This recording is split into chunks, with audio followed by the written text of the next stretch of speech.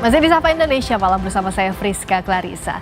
Timnas Indonesia U23 mengukir sejarah dengan lolos ke semifinal Piala Asia AFC.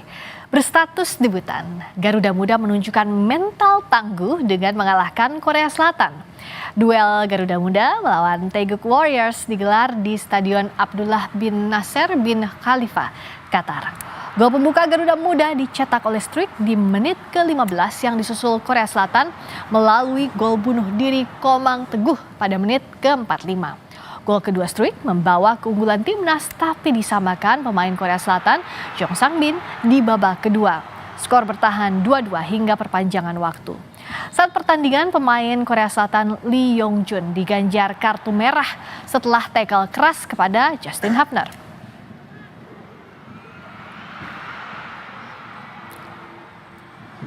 Lalu adu penalti terjadi usai skor imbang 2-2. Hingga perpanjangan waktu usai, hasilnya timnas Indonesia U23 akhirnya mampu mengalahkan timnas Korsel dengan skor 11-10. Dari 12 penendang penalti tim Garuda Muda, hanya Arkan Fikri yang gagal, sementara 2 penendang penalti Korsel yang gagal adalah Kang Sang-yun dan Lee Kang-ki.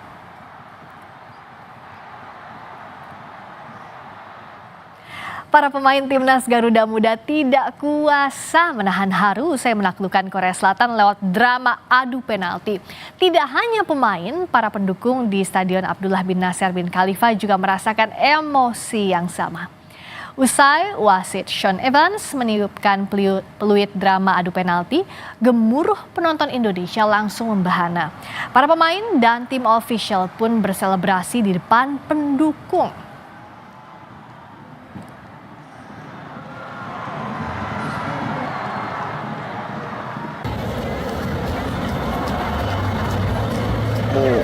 기쁘고 행복하고 너무 기분은 좋습니다. 그렇지만 마음 한편으로는 너무 착잡하고 좀 힘듭니다.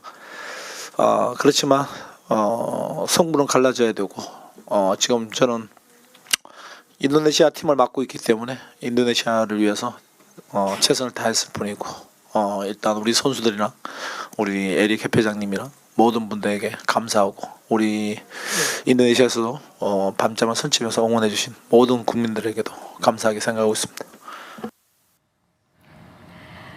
Kita akan membahas kemenangan Timnas U23 bersama manajer Timnas Sumarji yang nanti akan bergabung dan juga pengamat sepak bola Moses Sosa. Halo Mas Moses. Halo. Kesini, apa kabar? Apa kabar? Kabarnya baik banget, baik banget. Semangat ya, harus semangat. Harus semangat karena begadang semalam gak sia-sia.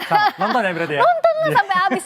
Luar biasa sport jantungnya, jantung aman? Jantung aman, deg-degannya udah lewat, sekarang penuh sukacita. Dan Sekarang, harus semangat. betul, dan sekarang kita akan bahas ya bagaimana kemenangan tim Indonesia dan juga apa yang jadi kunci kemenangan. Kita lihat dulu data-data yang akan saya tampilkan dan saya akan bahas bersama Mas Moses Sosa. Kalau kita lihat tadi performa semalam ya, kalau perbandingan kekuatan antara Indonesia dan Korea Selatan gimana Mas Moses lihat ya? Karena Indonesia tuh debutan ya di laga ini, tapi ternyata bisa mengalahkan Taeguk Warriors. Ya, Indonesia debut. Ini kali pertama kita tampil di putaran final Piala Asia. Ya, sementara lawannya Korea Selatan ini langganan. Ya, sejak 2013 mereka tidak pernah absen. Dan yang paling penting adalah mereka tampil sebagai juara grup ya tanpa terkalahkan. Ya, sempurna, 9 poin dan belum kebobolan.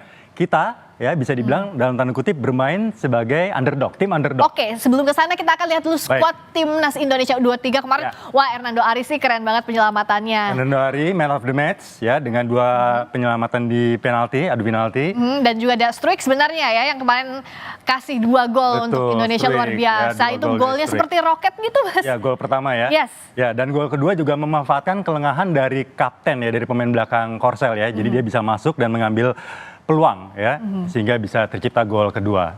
Oke, lalu juga Arhan ini penentu. Tentu saja ya, bermain Spartan di posisi bek kiri ya. Tadinya diperkirakan Arhan tidak bisa tampil full sampai akhir pertandingan. Ternyata sampai akhir pertandingan bisa bermain dan bisa menjadi penentu kemenangan di drama adu penalti. Sang kapten gimana kemarin performanya? Wah, ini luar biasa ya. Tanpa Rizky Ridho di belakang ya, saya pikir di belakang akan kewalahan ya. Dan kepemimpinan Rizky Ridho ini perlu diacungi jempol ya, sehingga kita bisa mengalahkan Korea Selatan. Tapi kalau kemarin Komang Teguh yang di luar perkiraan justru memberikan gol bunuh diri untuk Indonesia. Apa sih kalau Mas Sozal lihat yang jadi kelemahan? Ya sebenarnya memang pilihan Komang Teguh sebagai starter ya. Biasanya di posisi itu kan ada Ferrari ya. Ya. Namun saya tampaknya memilih Komang Teguh yang dianggap siap. Kita tidak tahu, mungkin persoalan teknis. Nah kalau persoalan gol bunuh diri ya, siapa yang ingin menciptakan gol bunuh diri? Ya. Kan situasinya demikian cepat ya. Ada bola crossing kemudian ditendang oleh pemain Korea Selatan dan akhirnya membentur kepalanya Komang Teguh, bola masuk ke gawang tim. Ini kalau Struijk yang sudah kita bahas tadi yang ngasih brace untuk Indonesia, 2 gol kemarin, luar biasa performanya. Kalau Marcelino gimana kemarin? Marcelino ini catatan tersendiri ya. Marcelino juga main sama seperti tadi pertama Arhan ya, full sampai akhir dan juga mencetak gol di drama adu penalti, punya banyak peluang ya, juga memberikan banyak peluang kepada teman-temannya ya. Ini juga catatan tersendiri lah. Ini bagus ini pemain ini dan bisa layak diperhitungkan untuk di babak semifinal nanti. Dan Shoaon yang sempat pulang ke Belanda ditarik lagi. Ternyata nggak sia-sia ya. Iya, tadi saya lihat begitu display pertama, loh kok nggak ada Choaon, nggak ada Nathan, nggak ada Ivar Jenner, sekarang ada ya. Karena dua pemain ini, ya dua pemain ini yang menjadi double pivot ya, gelandang ya yang mengatur irama permainan timnas Garuda. Nah tapi kalau bicara soal Struijk yang nanti nggak main karena akumulasi kartu, akan seperti apa peluang performa atau tidak bergantung pada 1-2 orang, karena buktinya misalnya Sananta baru di menit terakhir, sebelumnya bahkan kita punya 2 yang kena kartu merah tapi bisa fine-fine aja. Kalau menurut Mas Sozal gimana? Struijk ini memang spesial ya, artinya ini striker yang komplit ya. Bisa membuka ruang, kemudian bisa menjadi striker pantul, kemudian juga bisa melakukan terobosan, dan yang paling penting adalah ya dengan bodinya ya, badannya yang tidak begitu kekar, ya dia bisa duel dan berani duel 1 lawan 1 ya, gigih seperti itu. Nah, terkait dengan bagaimana nanti formasi di babak semifinal, saya pikir pilihannya ada 2, entah Sananta atau Hoki Caraka. Ya, kita lihat saja kira-kira Sintayong akan mempercayakan kepada siapa? Hanya 2 itu pilihan. Akan seperti apa perbedaannya kalau Sananta atau Hoki yang diturunkan? Ya saya pikir tentu berbeda ya. Tapi tentunya Sintayong akan mencoba meramu. Kita masih punya persiapan 3-4 hari ya, dan akan coba dipadukan dengan 2 sayap di kanan kirinya, Witan dan juga Marcelino. Karena ini perlu chemistry ya, dan perlu tahu cara main apa yang diinginkan oleh pelatih Sintayong. Nah kalau soal kelelahan pemain seperti apa? Karena kalau kita lihat kemarin justru saat Korea Selatan bermain dengan 10 pemain, di saat itu pula lah kita kebobolan. Tampaknya lini kanan seperti kosong, mudah diserang balik, itu apa yang jadi kelemahan? Ya ini sebenarnya anomali juga ya, artinya kita justru lengah pada saat lawan jumlahnya berkurang gitu loh. Di sisi lain memang lawan tampil luar biasa. Ya Korea Selatan tetaplah Korea Selatan ya, rajanya Asia gitu loh. Ya sementara kita bisa jadi ada faktor agak meremehkan ya, terlena. Tapi ya inilah sepak bola ya, jumlah kadang-kadang juga tidak menentukan gitu loh.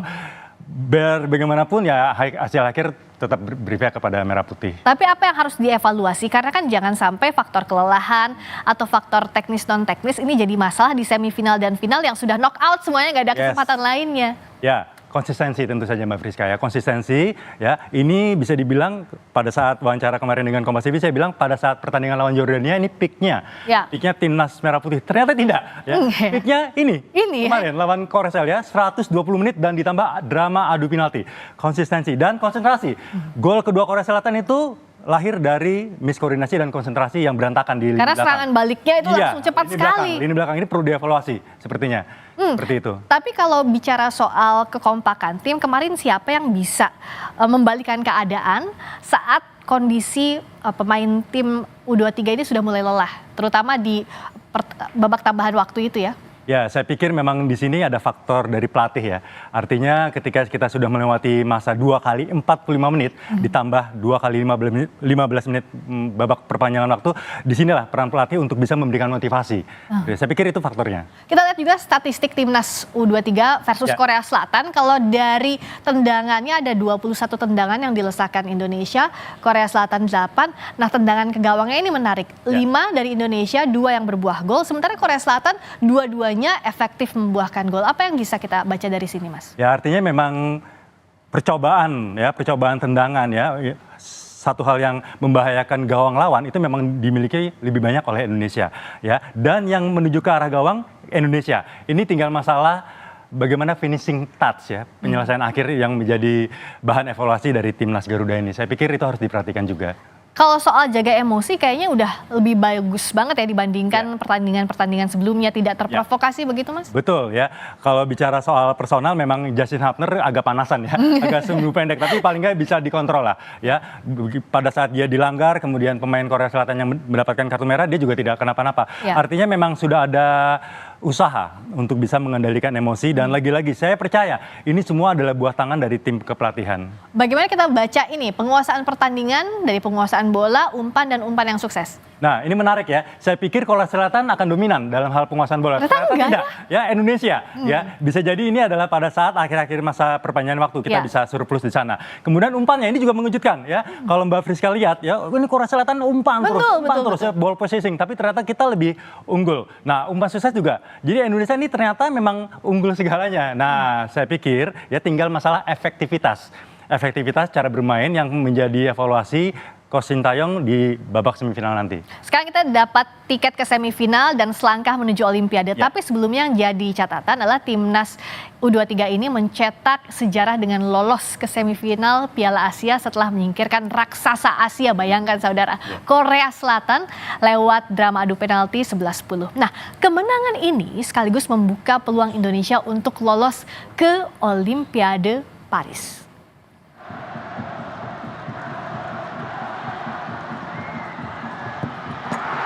Drama tercipta di Stadion Abdullah bin Khalifa Stadium Doha, Qatar, Kamis waktu setempat atau Jumat dini hari waktu Indonesia Barat.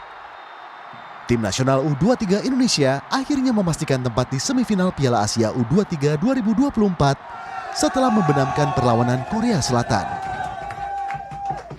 Indonesia menang 11-10 lewat adu penalti setelah sebelumnya bermain imbang 2-2 selama 120 menit.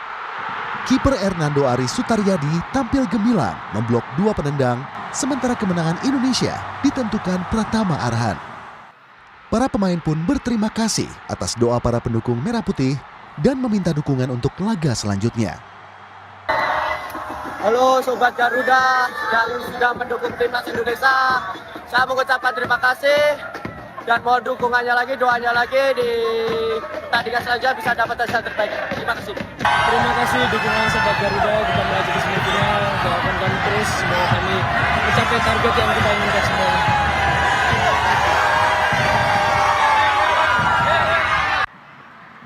Sebelum menuju babak penalti, babak pertama didominasi timnas Garuda Muda dibuka dengan gol jarak jauh Rafael Strike di menit ke-15. Gol kedua Strike membawa keunggulan timnas. Tetapi disamakan pemain Korsel Jeong Sang Bin di babak kedua. Skor bertahan 2-2 hingga perpanjangan waktu.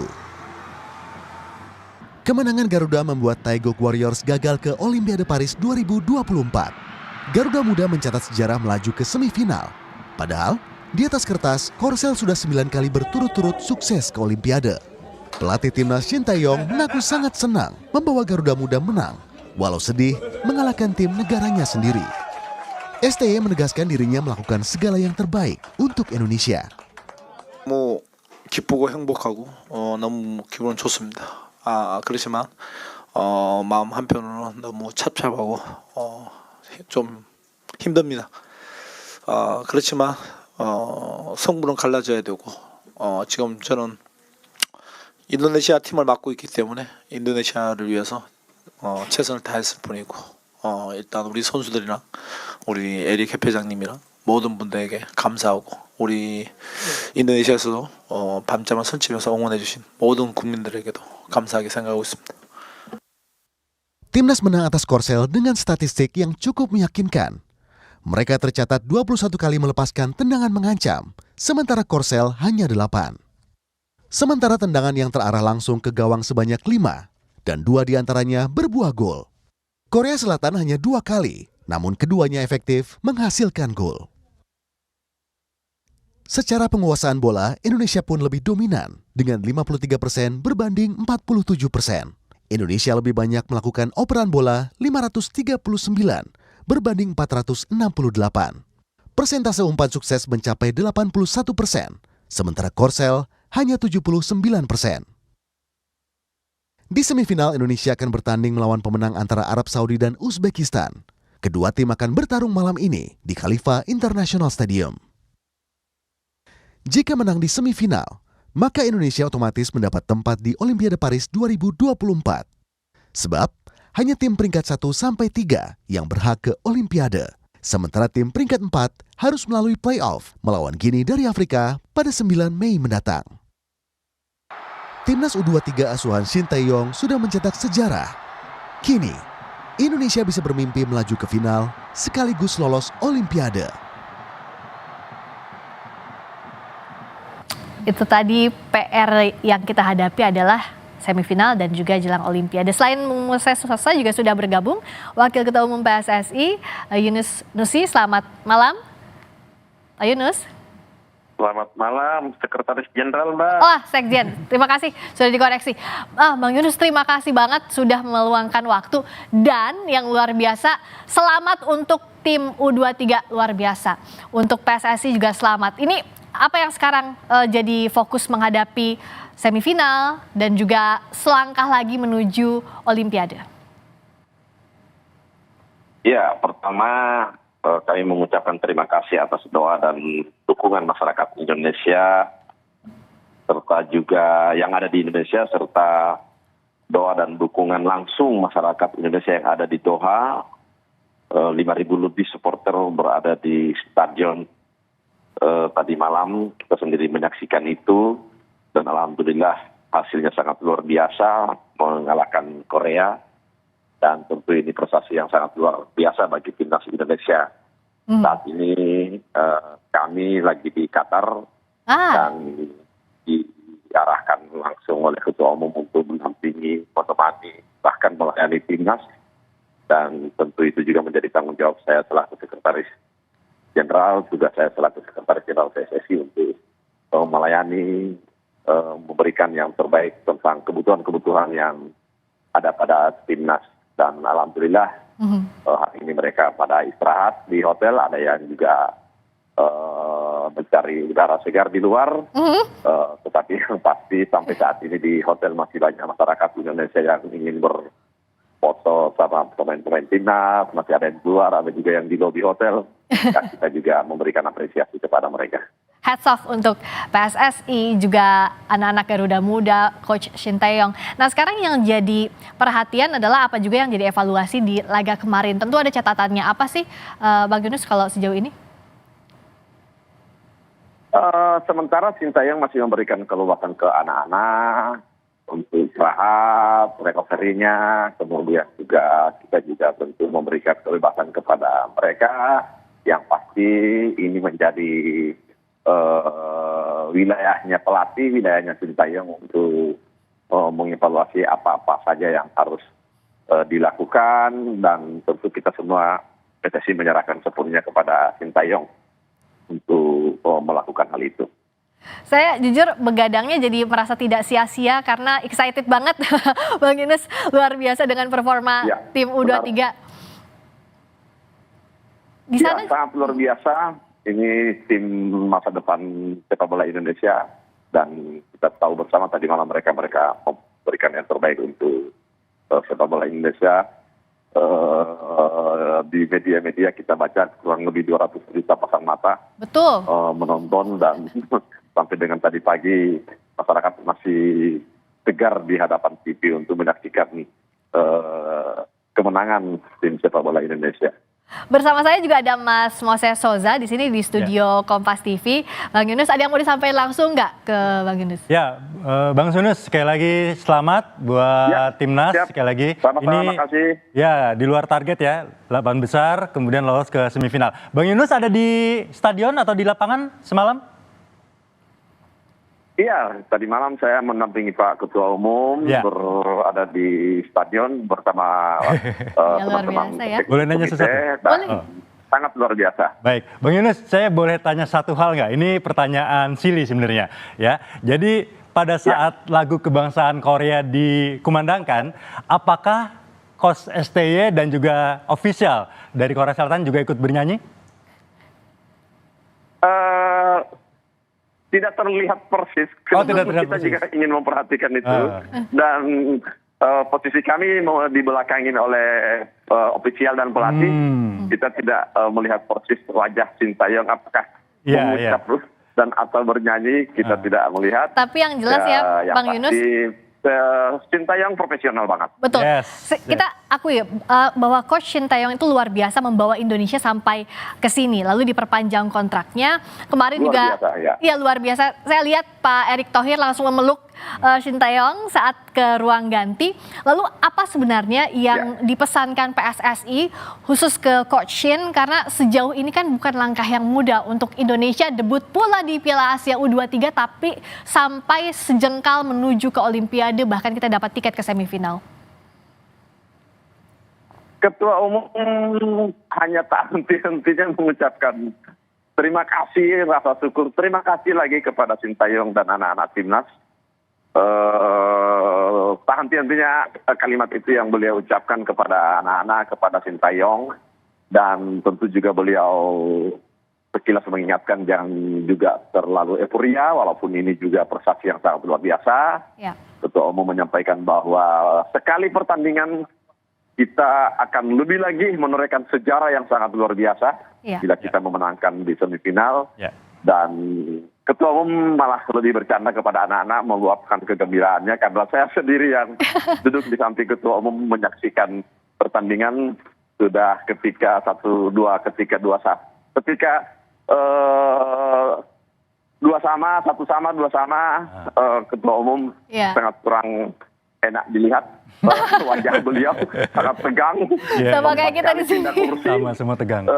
Kemudian juga ketika menang, lalu agak nyaman, agak enak wajah beliau dilihat. Saya lihat juga wajah beliau hampir menitikkan air mata kegembiraan. Iya. Dan sangat tegang kepada Ketua Umum dan teman-teman Esko. Ya itulah kenyataan karena beliau juga punya tanggung jawab yang besar untuk memajukan sepak bola Indonesia. Dan bahkan saat Pak Erick tanya ke anak-anak, oke sekali lagi ya, nggak maunya 2 kali, artinya sampai final, bukan hanya target selangkah lagi minimal Olimpiade, tapi mau sampai final bahkan jadi juara, begitu ya Bang Yunus ya. Nah, kesiapan dari sisi mental ini kita lihat dari laga ke laga semakin baik, apa yang jadi kunci? Pertama, Sintayong memiliki karakter pelatih yang sangat luar biasa, yang bisa merubah wajah sepak bola timnas kita. Kemudian juga anak-anak ini kan anak-anak yang telah berproses, dan sepak bola demikian harus berproses mulai dari tahun 2020, 2021, 2022. Mereka ini dikirim oleh federasi, oleh pemerintah ke Spanyol, Turki, ke Kroasia di tahun 2020. 2021 ketika persiapan Piala Dunia U20 ketika itu yang gagal. Dan inilah hasilnya. Datang Pak Erick Thohir dengan kemampuan pengetahuan sepak bolanya di tahun 2023-2024. Tentu buah inilah dipetik, dan semangatnya Pak Erick Thohir bagaimana beliau melobi dan mendatangkan Nathan yang sudah berada di Belanda tiba-tiba hanya berapa jam balik lagi ke Indonesia. Itulah kelebihan dan kehebatannya Pak Ketua Umum Pak Erick Thohir, yang ini sangat saya rasakan bagaimana beliau memimpin federasi ini.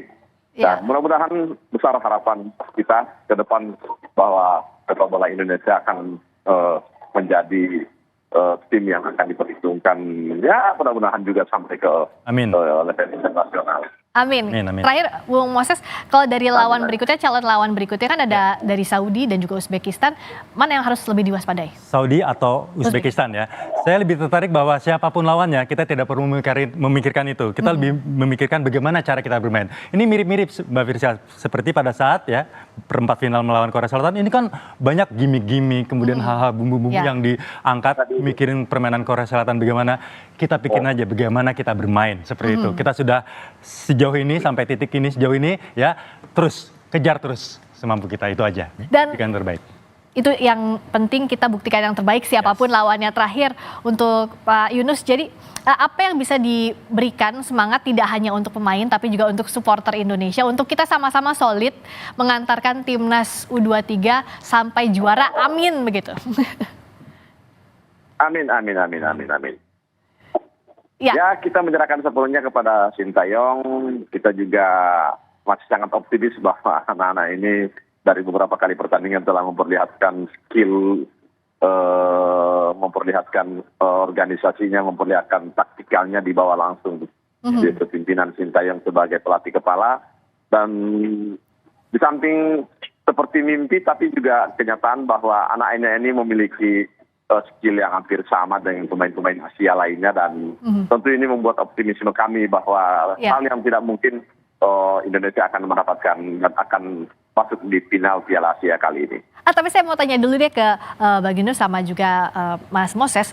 Kan ini peluang timnas menuju Olimpiade Paris ini nggak boleh dilewatkan karena kita sudah sampai tahap ini. Apa yang bisa Bung Moses lihat dulu nih dari juara Piala Asia U23 nanti atau peringkat 2 dan 3 ini akan masuk ke Olimpiade, tapi kalaupun enggak harus ikut babak playoff. Nah, bagaimana lihat kans Indonesia di sini? Tentu masih ada ya, kalau bicara soal kans masih ada. Siapa yang nyangka kita bisa menangkan Korea Selatan juga semalam, artinya masih ada. Jatah Asia itu memang 3,5, 3,5 itu artinya juara, runner up, peringkat ketiga itu otomatis ke Olimpiade, Olimpiade Paris dalam hal ini. Sementara peringkat keempat masih punya kesempatan nih, makanya disebut 3,5. Melawan wakil dari Afrika, dalam hal ini adalah Guinea. Jadi intinya kalau kita gagal, andai kata ya gagal di semifinal, kita masih berusaha untuk bisa meraih peringkat ketiga. Kalaupun tidak, kita masih punya lagi satu kesempatan ya untuk bisa lolos ke Paris, ya ini lawan Guinea. Saya pikir masih ada. Dan tampaknya angan-angan menuju ke Olimpiade yang dulu masih cita-cita, sekarang Bang Yunus di depan mata ya. Artinya kalau kita bisa mengalahkan Korea Selatan, sebelumnya juga Australia, apa yang tidak mungkin begitu ya. Artinya optimisme timnas U23 saat ini pasti lebih besar lagi dibandingkan sebelumnya begitu. Iya, rasa optimisme kita tentu memiliki dasar bahwa dalam beberapa kali pertandingan di Piala Asia ini anak-anak juga ternyata mampu untuk mengatasi, bahkan mendominasi. Pun dengan Korea Selatan tadi malam kita melihat Indonesia sepertinya hanya seperti main dengan Myanmar sama dengan Brunei ya. Maaf, karena memang demikian kenyataannya bahwa Korea yang menjadi superior sepak bola Asia ternyata malah tadi malam sangat diimbangi, bahkan didominasi oleh pemain-pemain timnas kita. Dan ini menjadi rasa optimisme buat kami bahwa sangat memungkinkan anak-anak bisa meraih kemenangan di semifinal, bahkan kita berdoa mudah-mudahan mereka masuk di final nanti. Terima kasih banyak sudah berbagi di tengah kesibukan di Qatar, Bang Yunus Nusi, Sekjen PSSI. Salam kami untuk doanya untuk pasti Bang, pasti. Itu pasti salam kami untuk Pak Ketum, untuk Coach Shin dan juga tim Garuda Muda. Terima kasih juga Bung Moses Sosa telah bergabung di Sapa Indonesia Malam. Terima kasih, sehat semuanya.